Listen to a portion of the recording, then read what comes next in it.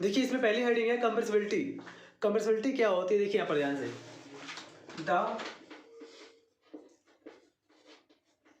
The compressibility is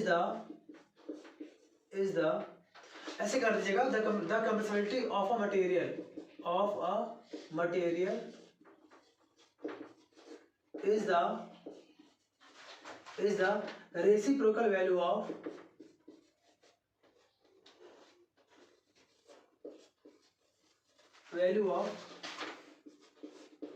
its bulk modulus। इसका मतलब क्या समझ गए आप? किसी भी इलास्टिक प्रॉपर्टी वाले बॉडी के बल्क मॉडुलस की जितनी भी वैल्यू होगी उस वैल्यू को आप रेसिप्रोकल कर दीजिए, उसका उल्टा कर दीजिए, वही हमारा होता है कंप्रेसिबिलिटी। तो इसका मतलब यहाँ पर क्या हुआ, देयरफॉर आप इसको ऐसे बोल सकते हैं यहाँ पर, therefore compressibility is equal to, देखिए ध्यान से यहाँ पर, इज इक्वल टू 1/, यहाँ पे दिखा देंगे हम ऐसे करके, 1/, और यहाँ पे किसका उल्टा है, ये बल्क मॉडुलस, ठीक है ना। अब देखिए इसके बाद से अगर हम सिंबल फॉर्म में दिखाएंगे, देखिए कंप्रेसिबिलिटी का सिंबल होता है C और यहाँ पर होता है 1/K। बताया था आपको मैंने लास्ट लेक्चर में, बल्क मॉडुलस का सिंबल होता है कैपिटल K, ठीक है ना। अब इसके बाद से यहाँ पर दिखा देंगे हम लोग यहाँ पर यूनिट। आपको बताया था मैंने, कोई भी मॉडुलस हो, बल्क मॉडुलस हो, यंग मॉडुलस हो, या फिर कोफिशिएंट ऑफ इलास्टिसिटी हो, या फिर आपका शियर मॉडुलस हो, कुछ भी हो, सबकी यूनिट क्या होती है, सेम होती है, और वो होती है पास्कल या फिर न्यूटन पर मीटर स्क्वायर। तो इसका उल्टा कर देंगे तो हमारा आ जाएगा कितना, देखिए 1/, और K का होता है न्यूटन इंटू मीटर, न्यूटन पर मीटर स्क्वायर। तो इसका हमारा कितना पूरा आएगा, मीटर स्क्वायर इंटू न्यूटन -1। कैसे, इसको ऊपर लाएंगे तो ये तुम्हारा आएगा ऊपर, और n की पावर 1 माइनस का 1, n यहाँ पर क्या न्यूटन है, ठीक है ना, ऐसे करके, ठीक। डायमेंशन भी आप आराम से निकाल सकते हैं, जो भी यूनिट और डायमेंशन होती है बल्क मॉडुलस की, सिंपल सा उसी का आपको रेसिप्रोकल करना है, यूनिट में भी और डायमेंशन में भी और फॉर्मूले में भी, ठीक है ना। इसे कॉपी करिए जल्दी से। अब देखिए यहाँ पर दूसरी हेडिंग यहाँ पर है, रिलेशन बिटवीन y के ईटा एंड सिग्मा। y का मतलब यंग मॉडुलस, k का मतलब बल्क मॉडुलस, ईटा का मतलब यहाँ पर है शियर मॉडुलस, और सिग्मा का मतलब है पॉइसन रेशियो। तो देखिए इन चारों का रिलेशन आता है, ठीक है ना। इसको बस सिंपल आप याद कर लीजिए, इसको बहुत 1 या 2 नंबर में आता है ये एक्सप्लेन करने को, और इसके अलावा इसका बहुत ज़्यादा इस्तेमाल होगा न्यूमेरिकल्स में, ठीक है। देखिए यहाँ पहला लिखा हुआ है y is equal to 3k 1 - 2 sigma, इसे बस जस्ट आपको लर्न करना है, ठीक है ना। दूसरा है y यहाँ पर 2 ईटा 1 + सिग्मा, तीसरा फॉर्मूला है सिग्मा का, और चौथा फॉर्मूला है, ठीक है ना। ये और ये बात एक ही है। देखिए इसका एलसीएम लेंगे तो आपका ये आ जाएगा। ये देखिए संबंध अलग अलग है, ये रिलेशन अलग अलग। यहाँ पर देखिए y k और सिग्मा का, देखिए लिख दे रहा हूँ मैं यहाँ पर, ये हमारा y का और ये हमारा है किसका, k का और सिग्मा का। देखिए इस फॉर्मूले में y k और सिग्मा आ रहा है, y k और सिग्मा। इसमें देखिए आप ध्यान से, इसमें क्या आ रहा है, इसमें y आ रहा है ईटा सिग्मा, y ईटा और सिग्मा ये आ रहा है, ठीक है। इसमें देखिए आप सब कुछ आ रहा है, इसमें k भी है, सिग्मा भी है, और ये यहाँ दिखा दीजिए आप कितना सिग्मा, और यहाँ पर क्या आ रहा है k, और यहाँ पर क्या आ रहा है ईटा आ रहा है, ठीक है। इसमें देखिए y नहीं है, मतलब कहने का अलग अलग देखिए रिलेशन है। यहाँ पर देखिए y k सिग्मा, यहाँ पर y ईटा सिग्मा, यहाँ पर सिग्मा k और ईटा, और यहाँ पर तो आपको कंबाइन पूरा दे रखा है, इसमें कहीं पर सिग्मा नहीं है। मतलब कहने का इसमें सारे मॉडुलस है, इसमें तीनों मॉडुलस आ रहे हैं, y भी आ रहा है, k भी आ रहा है, ईटा भी आ रहा है, और सिग्मा नहीं है। तो y का है, k का है और ईटा का है, ठीक है। देखिए यहाँ पर चारों फॉर्मूले अलग अलग रिलेशन आपको इंडिकेट कर रहे हैं, ठीक है। तो इसको बस जस्ट आपको लर्न कर रहा है, इसे अच्छे से कॉपी कर लीजिए फटाफट। फिर आपको बताते हैं हेडिंग नंबर 3 और लास्ट हेडिंग, कॉपी करिए इसे। अब देखिए यहाँ पर जो तीसरी हेडिंग है, इसे बहुत ही ध्यान से आप समझिएगा। देखिए ये सुनने में आपको कुछ और दिखाई देगा, सुनने में आपको कुछ और लगेगा, और प्रैक्टिकली ये कुछ और होगा। देखिए यहाँ पर क्या लिखा है, prove that steel is more elastic than rubber. मतलब से बोला गया कि सुन, रबर और इलास्टिक में अगर आप कंपेयर करेंगे तो जो स्टील है वो ज़्यादा इलास्टिक है रबर के कंपेयर में। जबकि ऐसा आपको देखने या फिर अभी तक के जनरल लाइफ में आपको ऐसा फील नहीं होता होगा, लेकिन रियल में हमारे फिजिक्स में क्या होता है, जो स्टील है उसकी जो इलास्टिक पावर है वो रबर से ज़्यादा होती है। अब देखिए कैसे, वो ध्यान दीजिए, आपको दिखाते हैं यहाँ पर प्रूव करके, बहुत ध्यान से समझिएगा, ठीक है। स्टील और रबर के यहाँ पर कंपेयर, सुनिए ध्यान से। मैंने यहाँ पर मान लिया कि यहाँ पर दो, देखिए यहाँ पर वायर है, एक वायर है स्टील का, पहला ध्यान दीजिएगा, यहाँ पर एक हमारे पास वायर है, ये वायर है स्टील वायर, ओके, ये हमारा वायर नंबर 1। और हमारे पास बिल्कुल आइडेंटिकल एक और वायर है ऐसे, ये वायर है रबर वायर, यानी कि एक रबर का वायर और एक स्टील का वायर है, ठीक है ना। ध्यान दीजिएगा, इन दोनों पे हमने फोर्स अप्लाई किया, ऑन अप्लाइंग, ध्यान दीजिएगा यहाँ पर on applying force. Force apply करने पर यहाँ पर क्या हुआ, यहाँ पर इंक्रीज इन लेंथ, इसमें जो इंक्रीज इन लेंथ हुआ किसमें, स्टील में जो इंक्रीज इन लेंथ हुआ वो हमारा क्या है, एल एस है। और जो रबर में जो इंक्रीज इन लेंथ हुआ वो मैंने मान लिया एल आर है। यहाँ पर मैंने क्या मान लिया, एल आर। पहले आप इस बात को बहुत ध्यान से समझिए, मेरे पास दो इलास्टिक बॉडी हैं, दो इलास्टिक वायर हैं, एक स्टील का वायर है और एक रबर का वायर है। दोनों पर हमने सेम अप्लाई किया फोर्स, कैपिटल एफ। देखिए ध्यान से बोर्ड पर, तो जो वायर नंबर 1 है जो कि स्टील नीचे लिखा हुआ है, तो स्टील में जो इंक्रीज इन लेंथ है वो है एल एस, और जो वायर नंबर 2 है जहाँ नीचे लिखा है रबर, उसमें इंक्रीज इन लेंथ कितना है, एल आर है, ठीक है। और दोनों में फोर्स सेम अप्लाई हो रहा है, और यहाँ पर क्या, यहाँ पर सेम है, और यहाँ पर सेम एरिया है दोनों का, मैं लिख रहा हूँ यहाँ पर दोनों में यहाँ पर सेम एरिया है, सेम एरिया, यानी इसके लिए एरिया ए है और यहाँ पर भी एरिया कितना ए है, ठीक है। इसकी लंबाई कितनी है, एल, इनिशियल लेंथ इसकी भी एल है और इसकी भी इनिशियल लेंथ कितनी है, एल है, ठीक है ना। मतलब आइडेंटिकल मैं लिख रहा हूँ यहाँ पर, यहाँ लिख दे रहा हूँ मैं, ये हमारे आइडेंटिकल है, ओके, ये हमारे आइडेंटिकल वायर हैं। आइडेंटिकल देखिए यहाँ लिख दिया मैंने। आइडेंटिकल का मतलब क्या, दोनों देखने में, दोनों की लंबाई चौड़ाई ऊंचाई सब कुछ सेम है। अंतर क्या है कि अगर आप सेम फोर्स लगाएंगे स्टील और रबर के वायर पर, प्रैक्टिकली सोचिए ये बात, तो रबर का वायर थोड़ा सा ज़्यादा खींचेगा और जो स्टील का वायर है वो उससे कंपेयर में कम खींचेगा या फिर नहीं खींचेगा, ठीक है ना। तो अगर आपसे जनरल ये पूछे कि एल एस और एल आर में कौन सी वैल्यू बड़ी होगी, तो आप बताएंगे एल आर बड़ा है। क्यों, क्योंकि दोनों पर सेम फोर्स अप्लाई हो रहा है, इस पर भी उतना ही फोर्स अप्लाई कर रहे हैं हम लोग जितना रबर की वायर पर कर रहे हैं। तो रबर और स्टील पर अगर आप सेम फोर्स अप्लाई करेंगे तो कॉमन सी बात है, रबर वायर का जो इंक्रीज इन लेंथ है वो ज़्यादा होगा, मतलब कि एल आर की वैल्यू एल एस से ज़्यादा होगी, ठीक है। चलिए आज जरा यहाँ पर हम प्रूफ करते हैं कि किसमें इलास्टिक पावर ज़्यादा है। सुनिए ध्यान से, कैसे करेंगे यहाँ पर, लेट, चलिए ऐसे करते हैं हम लोग, यहाँ पर लेट कर लिया मैंने, यहाँ पर y s be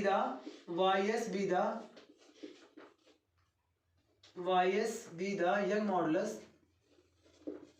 young modulus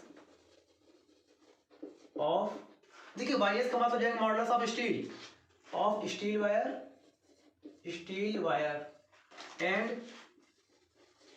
and y r be the Young's modulus of rubber wire. मैंने यहाँ पर ये एज्यूम कर लिया, ठीक है।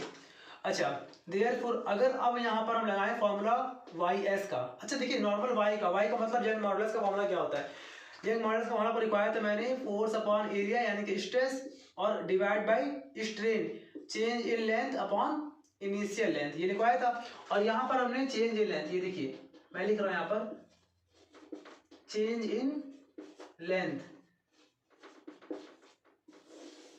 तो चेंज इन लेंथ जो स्टील में वो कितना है, एल एस है, और चेंज इन लेंथ यानी कि डेल्टा एल की वैल्यू, तो डेल्टा एल की वैल्यू स्टील में क्या लेंगे आप, एल एस लेंगे, और डेल्टा एल की वैल्यू रबर वायर में लेंगे एल आर, ठीक है ना। तो ये हमने पढ़ा था फॉर्मूला, स्ट्रेस बोलते हैं ना force upon area, stress upon strain. तो इसी को अगर मैं एक्सप्लेन करूँ यहाँ पर अच्छे से, तो हमारा ये फॉर्मूला बन जाएगा वाई, अगर ये फॉर्मूला अप्लाई कर रहा हूँ मैं किसके लिए, रबर वायर के लिए, तो वाई में यहाँ पर क्या हो जाएगा, सॉरी चलिए स्टील करता हूँ पहले, अगर ये फॉर्मूला अप्लाई कर रहा हूँ स्टील के लिए, लिख दे रहा हूँ यहाँ पर, इसको मैं ऐसे बोल सकता हूँ फॉर्मूले को, ध्यान दीजिएगा, y is equal to force upon area, और जैसे यहाँ पर डिवाइड के प्लेस पर आप करेंगे मल्टीप्लाई नंबर उल्टा, तो आ जाएगा एल अपॉन डेल्टा एल, ठीक है ना। इस फॉर्मूले का इस्तेमाल हम लोग दो बार करेंगे, यूज करेंगे, एक बार करेंगे एस के लिए, एस फॉर स्टील वायर के लिए, और एक बार रबर वायर के लिए। चलिए करते हैं यहाँ पर, नाउ फॉर स्टील वायर, अगर ये फॉर्मूला लगाया मैंने स्टील वायर के लिए, तो स्टील वायर में यहाँ पर क्या हो जाएगा, वाई में यहाँ पर हमारा हो जाएगा y s is equal to force, दोनों में सेम है, एरिया देखिए दोनों में सेम है, सेम एरिया ए, दोनों में एरिया सेम है यहाँ पर, ठीक है ना, दोनों में यहाँ पर एरिया सेम है, ये हो गया। और एल लेंथ भी दोनों में सेम थी एल, और यहाँ पर क्या डेल्टा एल, यहाँ पर क्या increase in length, change in length, तो स्टील में कितना हुआ है एल एस, यहाँ कितना पूरा हमारा आगे एल एस आगे, से मैंने क्या मान लिया, क्वेश्चन नंबर फर्स्ट मान लिया। नाउ अब सेम फॉर्मूला अभी लगाया था मैंने फॉर स्टील वायर, अब सेम फॉर्मूला, ये फॉर्मूला जो है अब ये लगाएंगे फॉर्मूला किसके लिए, रबर वायर के लिए। नाउ फॉर रबर वायर, अच्छा, रबर वायर में यहाँ पर क्या हो जाएगा, रबर वायर में यहाँ पर हो जाएगा हमारा क्या, वाई आर। डन। फोर्स दोनों में सेम था तो यहाँ भी सेम रहेगा। एरिया देखिए दोनों का सेम है, इनटू लेंथ भी दोनों की, इनिशियल लेंथ दोनों की सेम है। एल एस की प्लेस पर यहाँ क्या हो जाएगा, एल आर, क्योंकि डेल्टा एल की वैल्यू रबर वायर के लिए एल आर है, चेंज इन लेंथ कितना है, एल आर है, ठीक है ना। इसे मैंने क्या मान लिया, क्वेश्चन नंबर सेकेंड मान लिया। यहाँ तक बहुत ध्यान से पहले कॉपी यदि करिए, आप बता रहे आपको। अब देखिए यहाँ तक करने के बाद अब यहाँ पर क्या करेंगे हम लोग, कंपेयर करना हम लोग को वाई एस और वाई आर में, यानी कि young modulus of steel wire and young modulus of rubber wire. तो यहाँ पर फर्स्ट और सेकंड में हम यहाँ पर डिवाइड कर रहे हैं यार, बहुत ध्यान से समझिएगा, अब डिवाइड करने जा रहे हैं। देखिए यहाँ कर दे रहा हूँ मैं, यहाँ पर देखिए मैं यहाँ कर दे रहा हूँ, देखिए अब ध्यान से ऑन डिवाइडिंग, देखिए यहाँ ध्यान से, नाउ ऑन डिवाइडिंग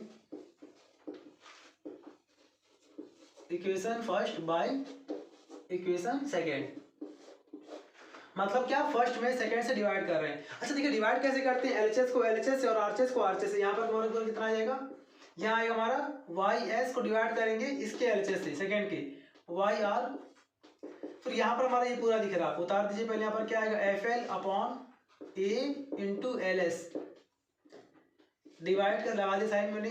अब इसको कॉपी करेंगे तो यहाँ लिखा F into L upon A into L are. Done. अब देखिए इसके बाद से बताने जा रहे हैं आपको आगे।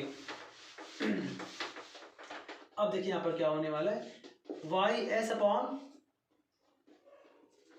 Y r is equal to, देखिए इसको पूरा मैं कॉपी कर रहा हूँ, जो पहले यहाँ पर लिखा हुआ है पहला पूरा, इसे कॉपी कर रहा हूँ पूरा। यहाँ पर कितना, एफ एल अपॉन, यहाँ पर हमारा आ जाएगा कितना, A into L S, into करेंगे नंबर उल्टा हो गया, यहाँ पे हमारा आ जाएगा कितना, A into L are upon F into L. F L cut जाएगा, ए से कट जाएगा, तो ओवरऑल हमें यहाँ पर दिखाई पड़ेगा y s upon y r is equal to, यहाँ पे हमारा बचेगा कितना, l are upon l s. ठीक, यहाँ तक हमारा आंसर आ गया। अब इसके बाद थोड़ी सी आपको बात यहाँ पर समझनी पड़ेगी, ठीक है। यहाँ पे हमारा फाइनली यहाँ पे आंसर हमारा क्या आ गया, y s upon y r is equal to l are upon l s, ठीक है। अब आपसे कुछ मैं बात पूछ रहा हूँ, बहुत ध्यान से आप सोच कर बताइएगा, ठीक है। मैं लिख रहा हूँ इसके बाद, चलिए सिंस, देखिए ध्यान से, इसके बाद मैं यहाँ पे कर दे रहा हूँ सिंस, आप बताओ कि एल आर और एल एस में कौन सी वैल्यू बड़ी थी। देखिए लिखा था मैंने, एल आर बड़ा है, यानी कि सिंस एल आर जो है वो बड़ा किससे है, एल एस से। इंक्रीज इन रबर, ये जो वैल्यू वो हमारी ज्यादा होगी कंपेयर टू एल एस। इसका मतलब क्या हुआ, रेशियो में अगर ये वैल्यू इससे बड़ी है, एल आर अगर बड़ा है एल एस से, तो सामने क्या है, वाई एस, तो देयरफॉर वाई एस क्या होगा, बड़ा होगा हमारा किससे, वाई आर से।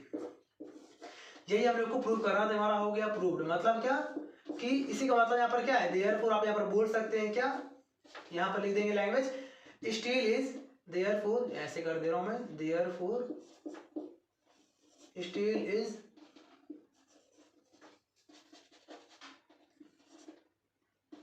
more, steel is more elastic than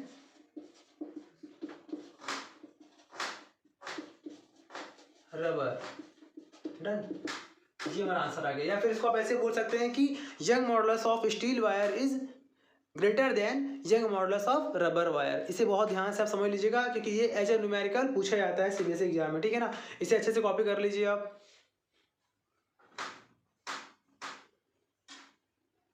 अब देखिए यहाँ पर इसमें लास्ट में आप कुछ ना की पॉइंट्स हैं, नोट डालकर आप हेडिंग इसे कॉपी कर लीजिए। थोड़ा सा आपको मैं इसको कर दे रहा हूँ एक्सप्लेन। पहला देखिए यहाँ पर पॉइंट क्या लिखा है, कोफिशिएंट, बहुत ध्यान से समझिएगा, कोफिशिएंट ऑफ इलास्टिसिटी, यानी कि जो भी आपका कैपिटल ई है, कैपिटल ई का मतलब कि आपका कैपिटल ई के तीन पार्ट होते हैं, एक वाई और एक के और एक ईटा, यानी शियर मॉडुलस या फिर मॉडुलस ऑफ रिजिडिटी।